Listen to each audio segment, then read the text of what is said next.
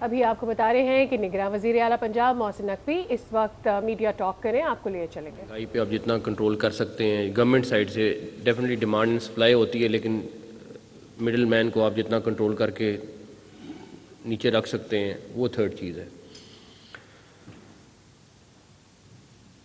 اور اگر تین چیزوں میں تھوڑی بھی بہتری آپ لاتے ہیں تو پبلک نوٹ بھی کرتی ہے، دیکھتی بھی ہے اور اس کو اپریشیٹ بھی کرتی ہے۔ آپ لوگ جو بیٹھے ہوئے ہیں سارے وہ لوگ ہیں جو اس پبلک کو ڈائریکٹ امپیکٹ پہنچاتے ہیں، سارے کے سارے۔ ہم ایک وزٹ 2 3 4 5 کے بعد ایک چیز کے کنکلوژن پہ پہنچے کہ دیکھیں جو ڈاکٹرز ہیں ان کا قصور نہیں ہے۔ اگر آپ ہاسپٹل پہ بیڈ نہیں دیں گے تو وہی ٹوٹے ہوئے بیڈ جو آپ نے ابھی دیکھے ہیں وہی نظر آئیں گے۔ اگر آپ ان کو سفیشینٹ وینٹیلیٹر نہیں دیں گے تو لوگ اسی طرح ایڑیاں رگڑ رگڑ کے فوت ہوں گے۔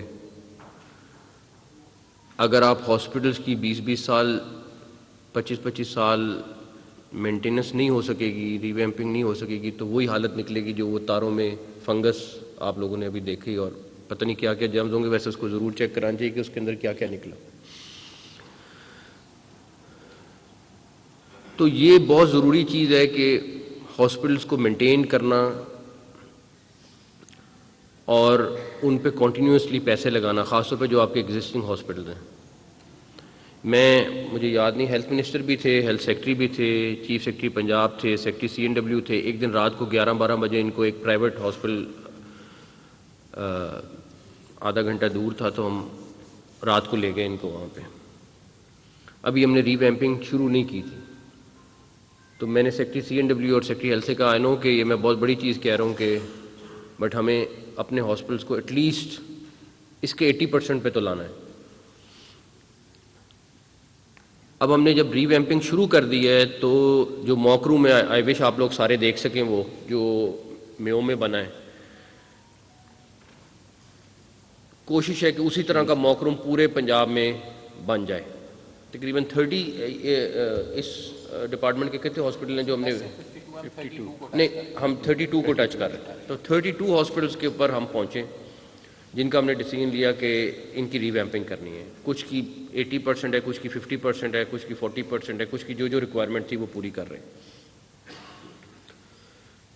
اب ہمارا جو بھی ٹینیور ہے ہم نے کرنا ہے اور چلے جانا ہے۔ جس طرح ڈاکٹر صاحب نے کہا لیگیسی آپ لوگوں کی ہے۔ آپ کو لوگ یاد رکھیں کہ یہ آپ کے وقت میں آپ پرنسپل تھے، آپ ہیڈ تھے اور آپ نے اپنے ہاسپٹل کی شکل چینج کی ہے۔ آپ کی اپنی کانسٹیٹوئنسی ہے ایک ڈاکٹرز کی جس میں یہ چیز 100% یاد رکھی جاتی ہے۔ وہ آپ کیسے کراتے ہیں، کس طریقے سے اپنے کام کو ختم کرا۔ ابھی ہم آپ کے پیچھے ہیں کہ پلیز بتائیں اور آپ کے ہاسپٹل میں کیا ہونا ہے، پلیز بتائیں آپ کو اور کیا چیز چاہیے۔ نہیں 10,000 نہیں، ہمیں 15,000۔ میں ابھی 15,000 کا نمبر دیکھ رہا تھا، میں نے آپ سے 5,000 اور بیڈ کہے، ہمیں 20,000 بیڈ کرنے ہیں، بیڈ چینج کرنے ہیں، چھوٹی چھوٹی چیزیں جو چینج کرنی ہیں ہم نے۔